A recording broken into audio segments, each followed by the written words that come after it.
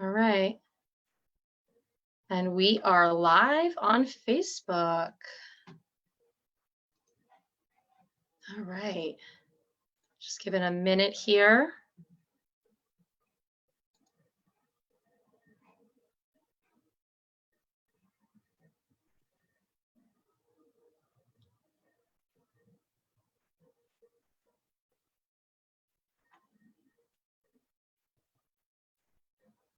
All right.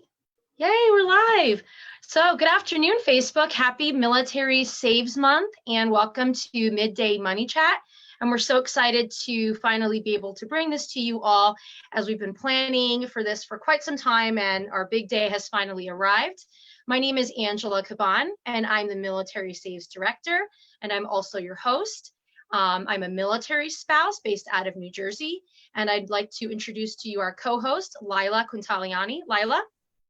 Hi, I'm also a military spouse and I'm a veteran and I'm an accredited financial counselor and I'm also the program manager for Military Saves and I'm joining you from the Northern Virginia area. Thank you, Lila.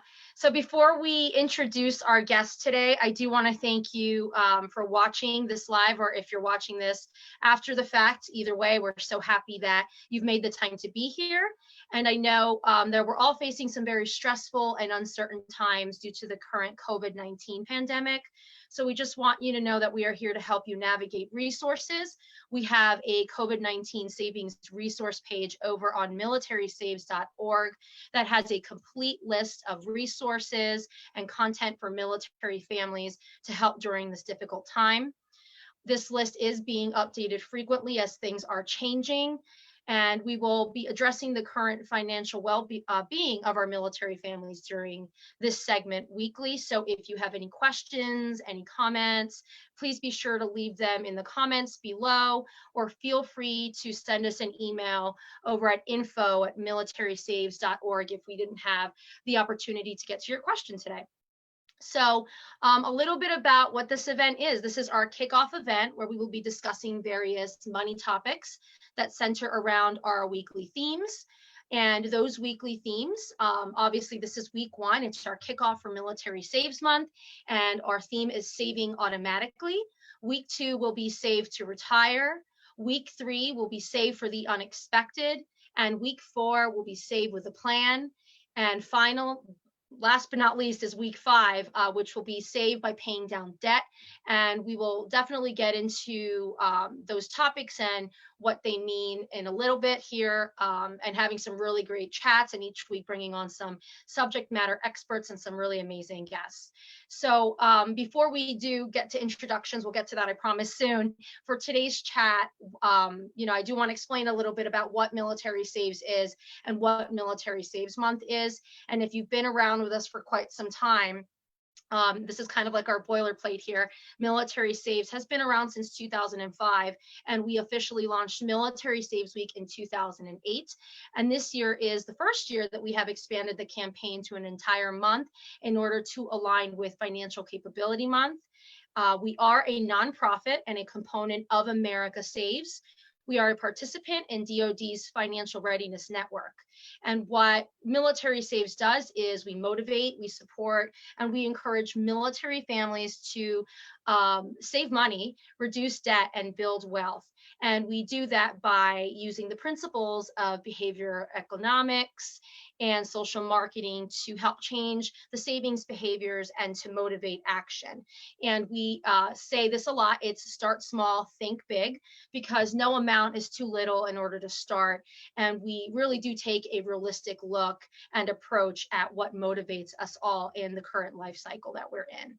So how does this all begin? It begins with the Military Saves Pledge. Many of you have heard of it. And the Military Saves Pledge is where you make a pledge to yourself and you create a simple savings plan that works for you. The goal of Military Saves Month is to encourage the entire military community, from installations all across the country to financial institutions and even local community organizations. It's a total movement. In 2019, we released our military saves survey, and we actually had 80% of respondents say that taking the military saves pledge has helped them to save. And we don't really take that lightly. That's not a small number, and it's something we're very proud of for our program. So we will talk more about the pledge and some saving strategies in a bit.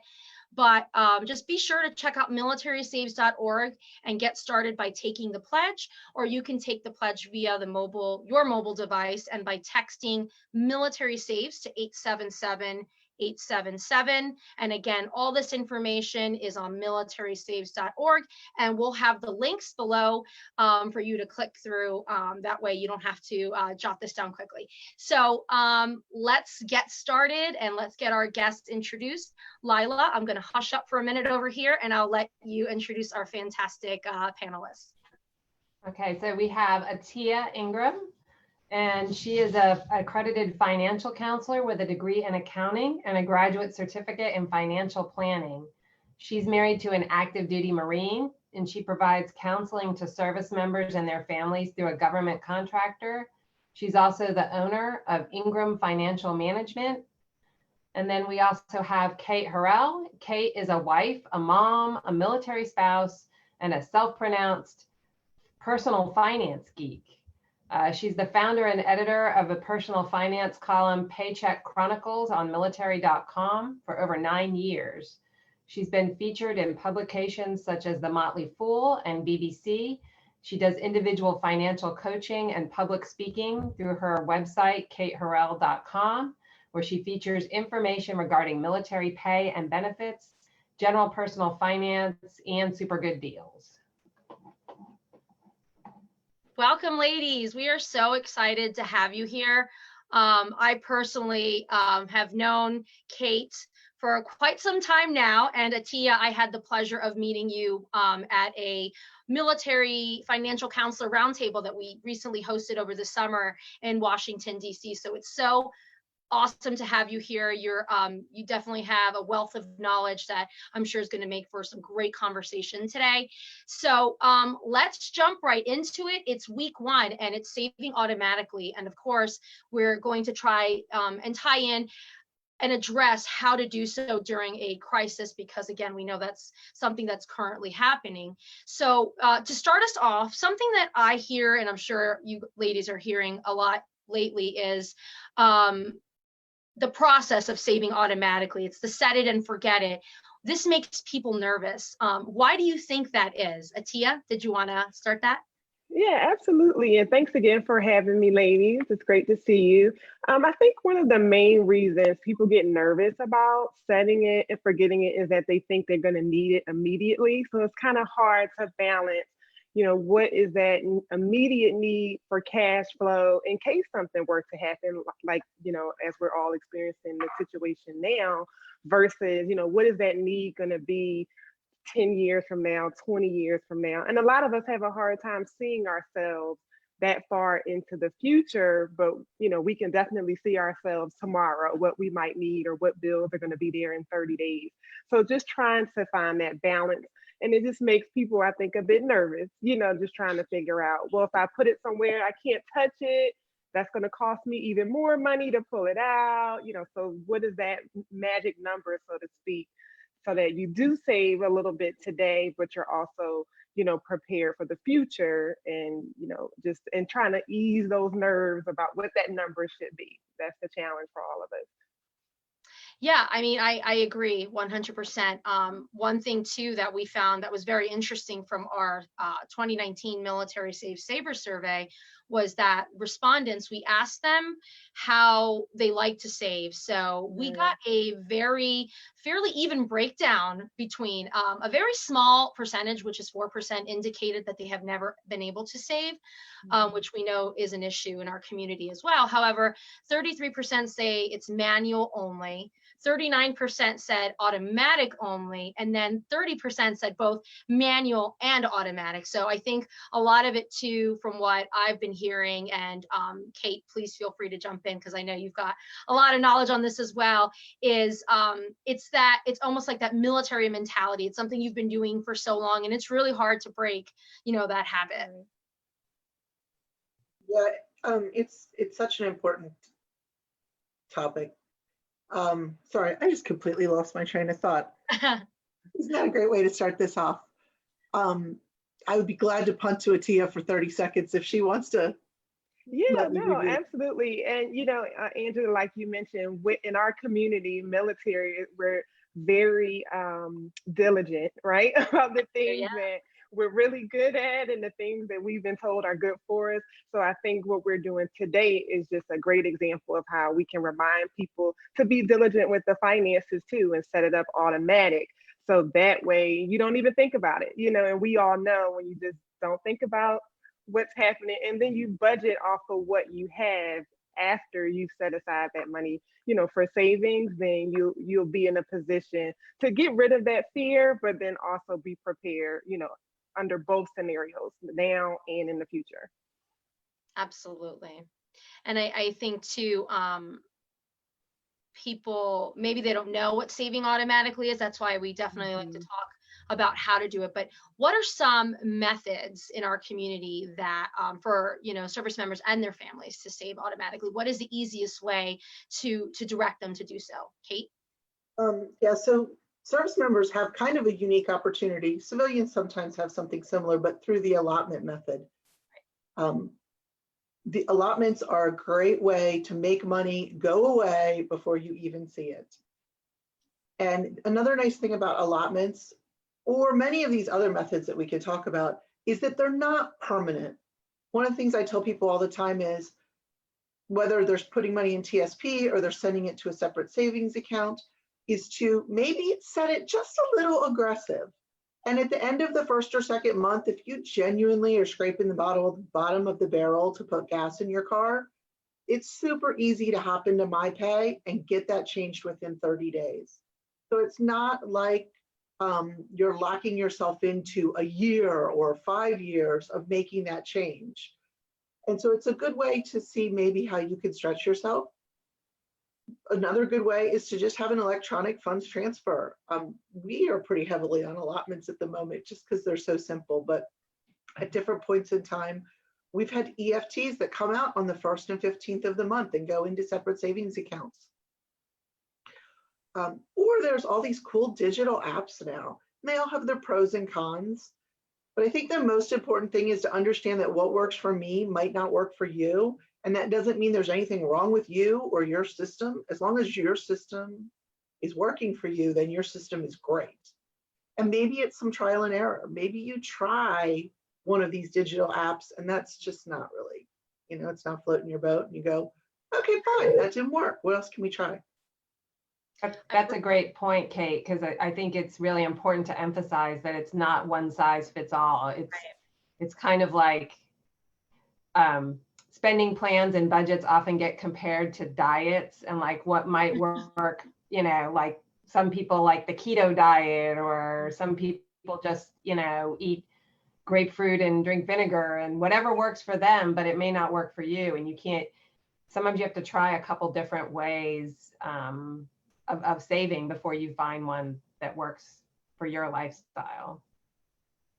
Yeah, for sure. I know we definitely, as a military family, the allotments for a while were not working for us. And I found it very easy for us to set up the automatic transfers through our financial institution. I felt like I had a little bit more control and flexibility for our family. And the accessibility of it, of course, it's always easy, and I'm always in my banking statement and in my bank account looking at things anyway. So and a lot of things too, is just like you said, be flexible with it. You can change the amounts when you see that. I know finances and your bills and things like that change. They could change frequently. So I always have it in the back of my head, well, this might be a good time to increase that allotment, or maybe we need to bring that back down. That wasn't such a good idea, So I like the messaging and the encouragement that it's not all the same. It really isn't. So one tip I found really useful in our own life and for a lot of people that I work with is, as we all know, there are times in your military life where your paycheck is pretty consistent from month to month. And then there's other phases, maybe you're living overseas, maybe somebody's deployed, that it's just like all over the place crazy. And it can feel frustrating to try to have a plan. So what a strategy that has worked for me, and again, it's very personal, so it may not work for you, was that I sort of figured out what the minimum amount that paycheck was going to be and built our spending plan around that. And literally, say the paycheck came in, and if my spending plan is built around $2,000 a paycheck, and the paycheck's $2,200, that extra $200, I immediately transfer it. So I'm just working with that fixed amount every single time. And yeah, there were occasionally times, especially if exchange rates are fluctuating and you're overseas and they're going all wonky, that you'll be like, oh, I feel a little poor right now. But it's a good way to be able to plan for, or if you have a spouse's job or a second income that's really inconsistent. Yeah, absolutely. And just to also mention, I love that we're talking about that flexibility because, we all have to have that built into our budget. That's just a part of life. I know for us personally, we always change some of our allotments when we know we have a PCS coming up, because that's a time where, again, where you may want to have a little bit of extra money immediately for shipping cars, shipping pets, all the things that you have to have that money for, so you can plan ahead. A lot of times, PCS season is coming, or whatever other events you might have in your life. So you have that flexibility. And then once things stabilize and you get settled in your new location, then again, you just go back to what, your normal allotments are and start saving more aggressively. Yeah, absolutely. And I think we pretty much answered the next question I was going to ask in regards to why saving automatically is the best way to save. I think all of the points made here, unless you had anything extra to add, I think it's important to get that messaging out to families to really encourage and motivate them to do so, and to see that any little amount, right? By the time you look at it, you're like, wow. And I didn't even have to think about that, and it's there. And to your point, I think one of the benefits, we all know we're all moms, right? As busy working moms, the fewer decisions I have to make in a month or a week or a day, the better. And so that's also another benefit with saving automatically. I don't have to think about it every month. That's one less thing that I have to think about. What am I going to do now? How much should I save? I don't worry about it. This set amount is going now. If things change, like we discussed, then I can always go back and make a different choice, and discuss that based on what's best for our household. But as a rule, that's just one less thing I have to do. So that's always a benefit to me to just go ahead and set it up automatically. Well, and the research has shown so much that people who save first have better outcomes. And so for me, saving first and saving automatically go hand in hand. Because if I weren't saving automatically, I would not save first. That's just my human behavior. If the money were not coming out before I started spending it, I would find another way to spend it. I can't wait to the end of the month and say, oh, I have $60 left in my checking account. Let me pop that into savings. It's really important, at least for my behavioral economics, that the money be gone before I start planning my spending. And I don't think that's very uncommon. I feel like that's a majority of us, because I've been guilty of that. And what has helped me in particular is when I'm writing out that list of the monthly bills, I have savings. And even if it's just a $20, transfer that I'm making on top of that allotment that's already coming out, I treat the savings as a bill. I treat it as, well, I have to pay that bill, pay myself first. And some months it's more than others, and other months it's really low, but it's still a priority. So I think that's a wonderful, wonderful point. And some people, and I think you've made this point in the past, Angela, some people have a hard time visualizing savings because it seems so nebulous. It's like, it doesn't seem important to them, but it's really good if you're earmarking your savings for something specific. It helps you visualize it better. So you might have a vacation account, or a new car fund, or a down payment on your house, or whatever it is that you are invested in saving for. It really helps mentally to be able to visualize it that way. And so that it's not just, because anytime you're saving, you're not saving for anybody else. It's really for yourself, your family, for your future you if you're saving for retirement. And I think some people, especially when we're really young, which I'm not anymore, but some of our service members are super young, so it's really hard when you're 19. I mean, I have teenagers, so they can't even think of themselves like even, a year or two from now, let alone saving for, 20, 30 years down the road. So Yeah. just always remember that when you're saving for yourself. In your 20s, you don't ever think you're going to be in that predicament, right? Where you're, Right. oh, I'll start later. It's okay. And another thing is, don't beat yourself up, even if you're starting in your 30s, your 40s, just start. That's the thing. And Yeah. a funny story, I have a friend, JJ Montanaro, I'm sure many know him. I remember hearing him speak one day and him saying exactly what Lila said. Name your savings account. Have multiple accounts. If you're saving for multiple things, you can have that emergency fund. You can have that cruise fund. Just any kind of odds and ends when you have kids. Somehow they always need something. So we have those discretionary funds, and you really do think you think, do I really need those pair of shoes from Amazon or whatever? If I have to pull it from my vacation fund because I want that vacation more than I want those pairs of shoes. Right. So it really has to do with how you're processing it and really visualizing what that need is at the end, or your wants. That makes such a difference, at least in our life, from like a stress management standpoint. We have 5 people in my house who are contacts. I don't know if any of you guys know that contacts are expensive, man, and everybody seems to need them at the same time. But to know that I have a healthcare savings account and that I can just order them and that money is going to probably, I mean, occasionally I don't estimate as perfectly as I should, but there's a really good chance that that money is already there. It eliminates that whole, oh my gosh, I have a flat tire, because I can remember being younger and not having my finances under control at all. And a flat tire was a catastrophe. And now a flat tire is an inconvenience. And the difference between those things is so huge. Yeah, good point, for sure.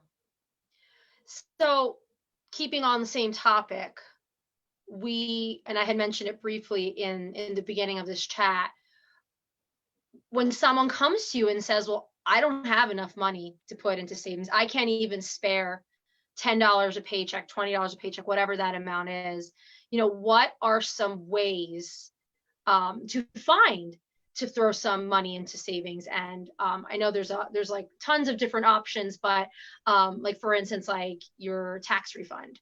I think a lot of people see that as, well, we'll just, kind of splurge and do something that they've been wanting to do, but they haven't been able to save for. What are some tips or some ideas that you could provide that would be helpful to them? You want to start with Kate?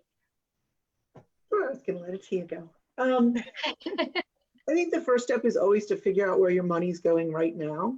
And that's, I think, a universally difficult thing. There are a few people I know who are really meticulous and can tell you where every cent goes. I am not one of those people. But at least have some handle on where you're spending your money, because it's a good way to help you identify the things that you actually care about and the things that you don't care about. Which is often the key to building your financial plan, is to figure out where your priorities are. Like, we decided kind of early on in our family's life that eating out was not a big priority for me. I love it and I enjoy it, but I just can't justify the expense compared to the fact that we also really love to travel. And I think that goes back to what Angela said about naming your goals and naming your priorities. It's one thing for me to say, oh, let's just run out and get some ribs or whatever. It's another thing for me to say, let's run out and get some ribs, but that means we're not going to be able to travel. And my daughter asked me about this earlier this year. She said, Mom, we don't eat out very much. And I said, we can totally change that. I'm sure. Where would you like to take it from? Yeah. So knowing where you spend, I got a little off track there. Knowing where you spend is a really important part of being able to identify places that you can find some money. Mm-hmm. Attiyya, I didn't. Yeah, no, absolutely. And I think, like, Kate and you all mentioned that this is now a good time, now that money is kind of on the forefront of a lot of people's mind because of everything, that's happening right now. This is a great time to sit down and look at that household budget and just see where the leaks are. I mean, all of us have leaks in our budget. Maybe like Kate said, there might be a few who are the exception to the rule. I'm not one of those people either. But there definitely are, leaks that all of us have in our budget that we can tighten up, and save money in different ways. Be it, how many subscriptions do you really need for streaming TV? Are you okay with just one, or do you need all 5 or 6? Like just different things you really need to look at, just to see, because every little bit helps when you're talking about, I need to put gas in the car. I need that, $40 for milk or diapers. This is where it can come from if you just take the time to see, am I overpaying on the services I have for my cell phone, for, cable, all of these services that under normal circumstances, we don't really think about. We're used to just paying the bill, enjoying the service, and, moving along. But if you need that extra, more than likely it's there. Very few times do I meet clients who are, they know where every penny is going, and there really is no money in the budget, even $20. Most people have that extra. It's just doing the work to find it. And that's the hard part, sitting down to do the work, pull it all up, add it all up. But it can be done. Yeah, that's great. And I know, Lila, you have a couple of tips or some areas where people can find the money. Well, especially now, one tip I have, because I just did this myself, is we're sitting here and we're not moving around very much in Northern Virginia. We have a shelter at home order in effect. And so we have, my husband still has to go to work occasionally, but we have a car that's sitting in our driveway and not moving at all. So I called our insurance company yesterday evening, and just putting that car into storage with the appropriate insurance on it, of course, will save me $50 something a month, and I can stick that in my emergency savings. And also another thing that it's important to think about when you're cutting back on expenses is, it doesn't have to be for forever.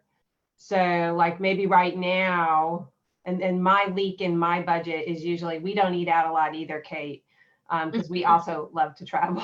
But, we buy a lot of gourmet groceries because my younger daughter likes to cook, and I cook, and we cook most nights. And now we are definitely cooking every night. And so, we like the expensive ingredients, but they're not as easy to come by, and I'm not going out to the stores. So I'm kind of doing shelf cooking, which is, cooking with what you got.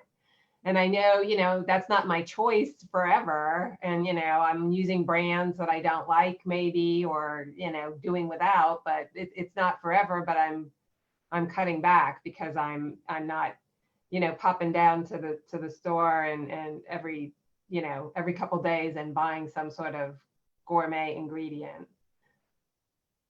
Also, those vampire costs that Attiyya mentioned. Oh, yeah.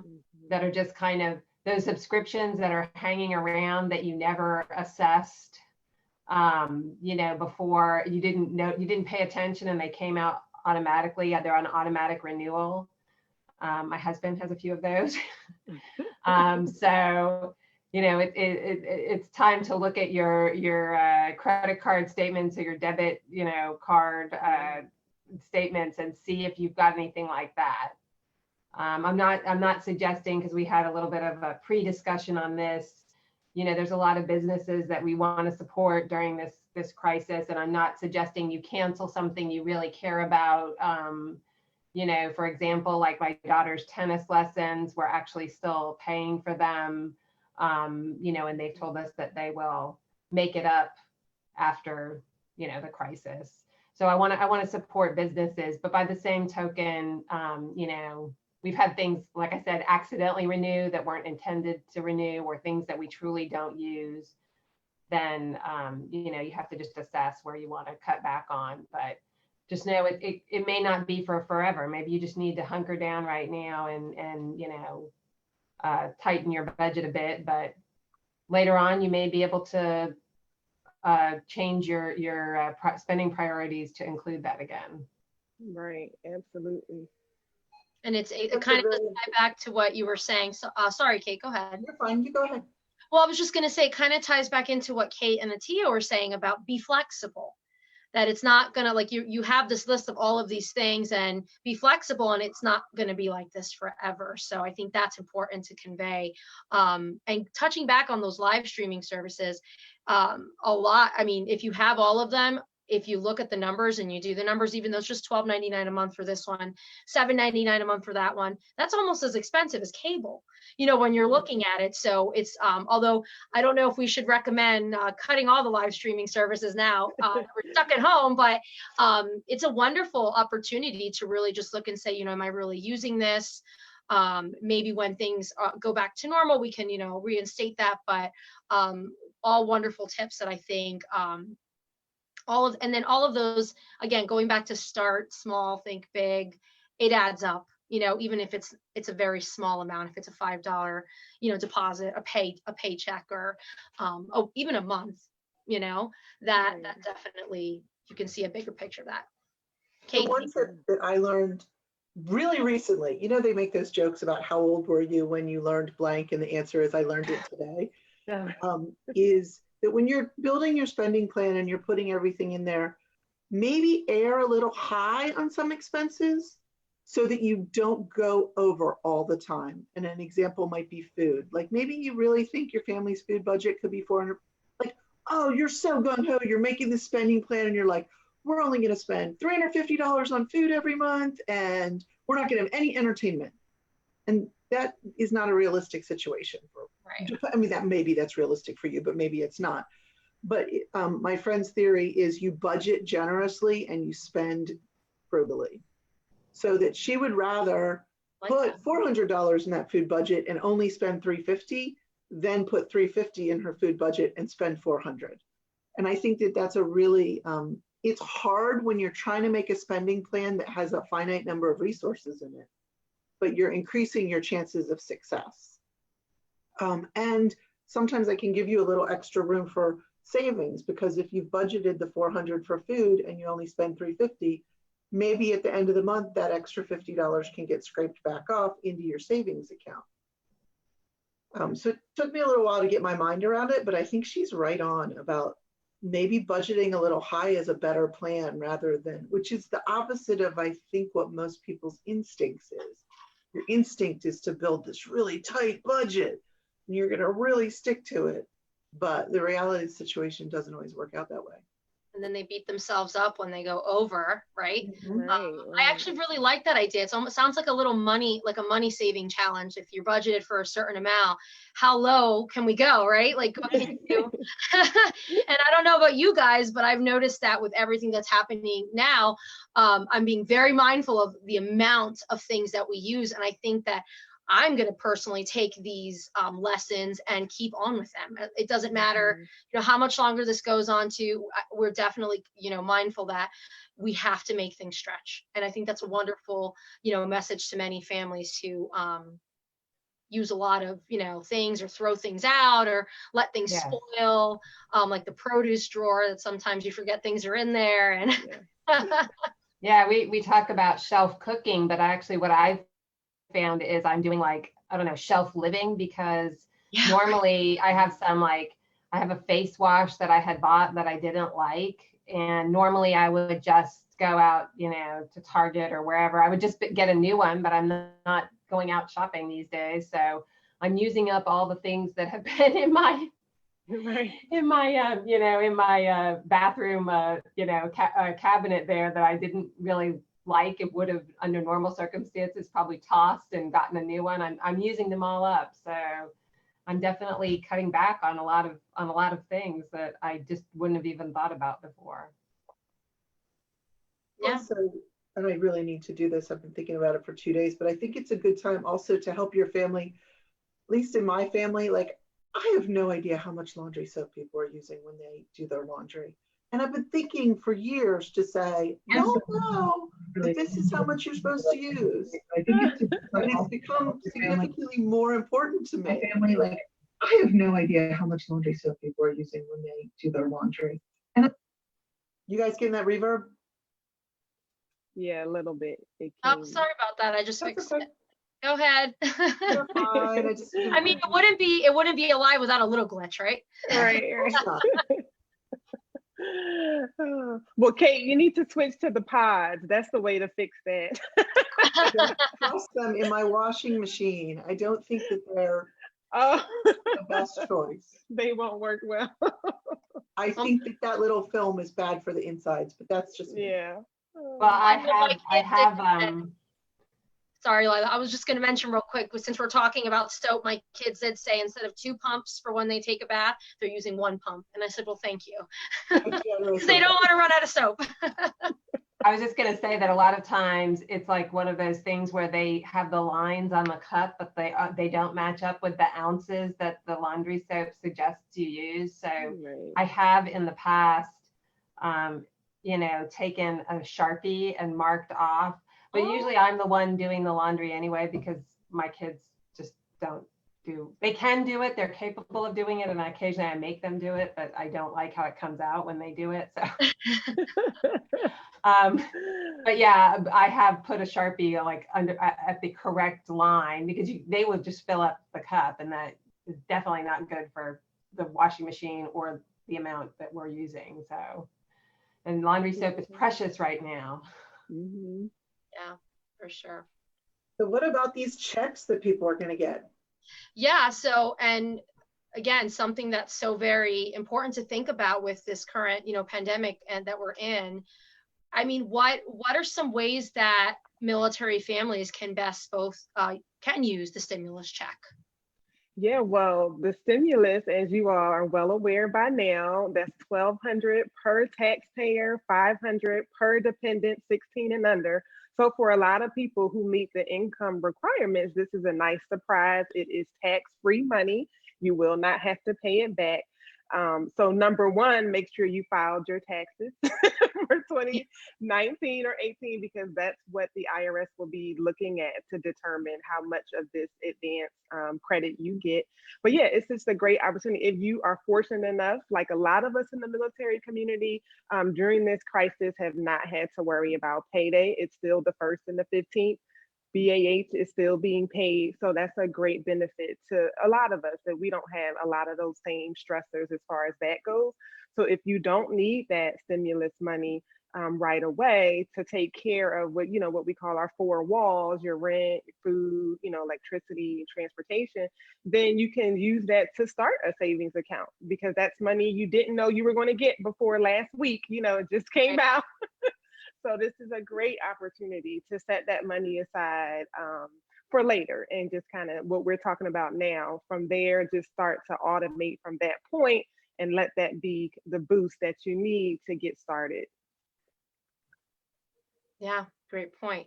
And I think too, as we were talking, Lila and I were talking earlier, the military is still getting paid, which is wonderful. They don't have that loss of income, but we do have some spouses out there that perhaps are not either able to work from home, or they've had reduced hours, or they've been laid off. I mean, how do you see families, even with the stimulus check, which is a great opportunity to save, can families still save? Is that something that should be a priority for them? I think, oh, go ahead, Kate. No, go. Well, I mean, yeah, just like, I mentioned before, if, the economic situation has affected your ability to take care of your basic needs, putting food on the table, making sure, you're able to have clean clothes, drive to work, those basic things that, we all deserve to have, then use that stimulus money to help you meet those needs. There's nothing wrong with that. And that's what, that's a part of what it can be used for. Absolutely. So don't feel guilty either, thinking like, oh, I wish I could have started my kids' college education with this stimulus. If that's not where you are, that's okay. Just be honest with where you are and use the money, even if it's paying a debt, right? That might be the best choice. If you have a student loan, because those are 0% right now because of everything that's going on, you can put that whole stimulus payment on your student debt, and it all goes to principal. Well, that's going to help you save for the future, because now instead of having a loan payment, that stretches further out, you've been able to make a nice dent in that. So it's a lot of opportunities that you may not see necessarily as a savings today. But if you are taking care of your, bills, and you're able to put food on the table, all those basic things, and maybe even pay your debt, you'll see the savings down the road. Yeah, and thank you for saying that, because people, you do see the guilt Right. coming in, saying, my goodness, I have to take this money, and how long can I make that stretch? So I think that's a wonderful point. Kate, did you have something to add? I was going to go up in a little different direction with that, but just for those military spouses, or maybe spouses or service members who have had second jobs that are no longer there, so you're really feeling the crunch of not having that income, what that is probably freed up is some time to take the steps, like Lila was saying, going through your credit card bills and making sure that there's no phantom expenses on there. It's some time to maybe really eat out of your pantry versus just making the fastest, simplest thing, regardless of how much it costs. There's so many ways that having that extra time can allow you to save money, that this, for some people, may be a really good opportunity to look at the cost benefit of how much is that income really worth to me? How much am I paying in taxes on it? How much am I paying in childcare? How much am I having to go out and buy more clothes because I don't have enough time to do laundry on a regular basis? And how does the cost benefit of that work out? And so I think that's something that occasionally gets underestimated, the value of a really conscientious stay-at-home person who their job is to keep the family budget moving in a positive direction. So if you're in that situation right now that your income has been cut, but that's given you time to figure out the best ways to use that time, is a valuable thing in and of itself. And sometimes it's even more valuable than the money that you're losing. I remember somebody saying that once in a group, a military spouse group, that while she's not able to work because she has to stay home with her little children, her job that she takes very seriously is finding ways to save, whether it be, the groceries, the vampire costs, everything that's her full-time job as well, to help make that money stretch. So I think those are both wonderful, wonderful points to add. So what about for those who do have an emergency account? They've saved money and they have to dip into their savings account, and they're feeling guilty for doing so because it takes you so much time and effort to save this money. How do you approach that when you're talking about, yes, now I do have to take money out of my savings account during this crisis for whatever reason that might be? Well, we did actually, I just posted the link. I just actually wrote a blog about this. I called it, "This is the emergency you've been saving for." And I do think that some people, if they do have an emergency fund, no matter how big or small it is, they feel some guilt right now that they're, taking away that, oh, I should be, paying down that credit card bill, or I should be, trying to pay off, my car. Beating ourselves up about it at this point in this, this is an unprecedented time that we're going through.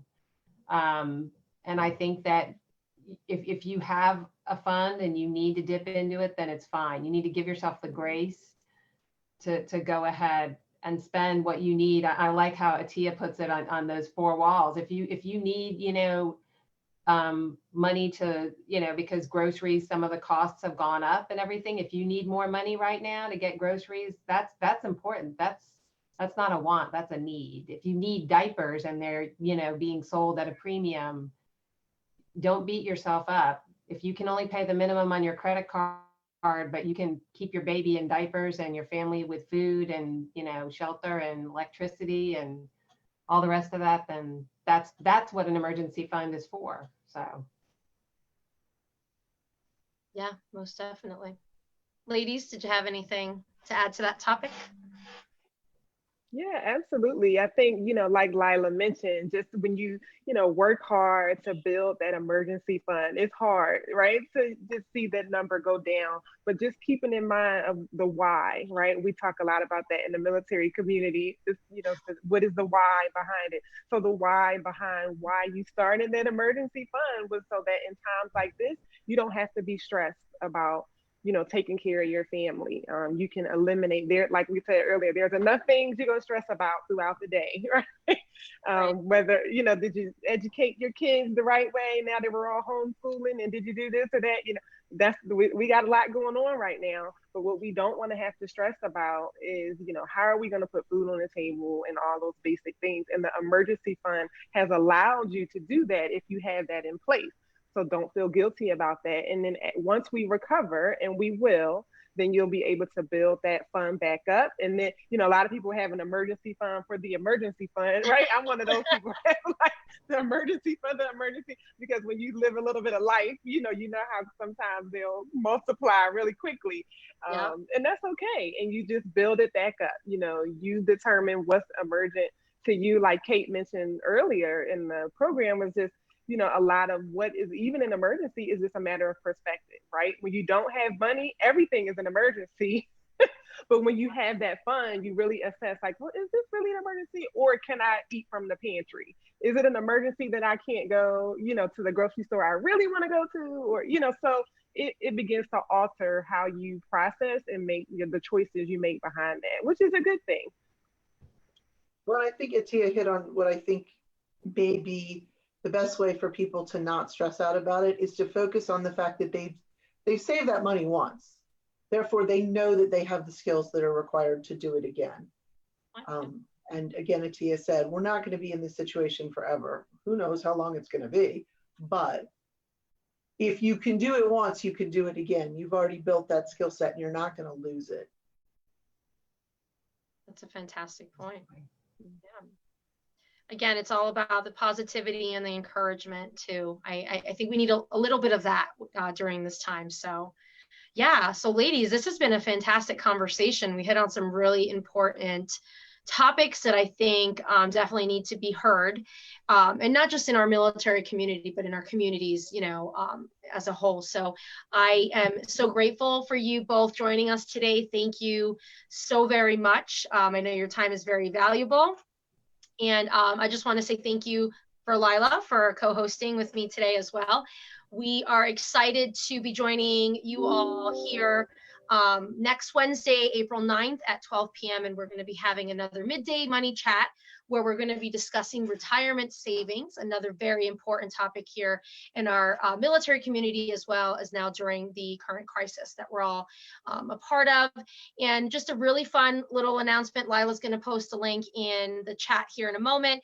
We launched our very first Facebook group. And it's called Military Savers. So that's pretty much joining all military savers in some saving focused discussion around the military community. And I think it's a great accountability check for all of us. I know I certainly need it at times. So please also be sure to check out militarysaves.org for more resources on saving automatically. We'll be celebrating this topic for the rest of this week. We also have our COVID-19 resources page, and be sure to take the Military Saves Pledge. This is where you can start your savings plan, make that promise to yourself, and set that goal. So we will see you all here next week. Please stay safe, stay healthy, and remember, it's never too late to start saving and to start small and think big. Bye, ladies. Bye, everyone. Bye. Have a good day. Thanks.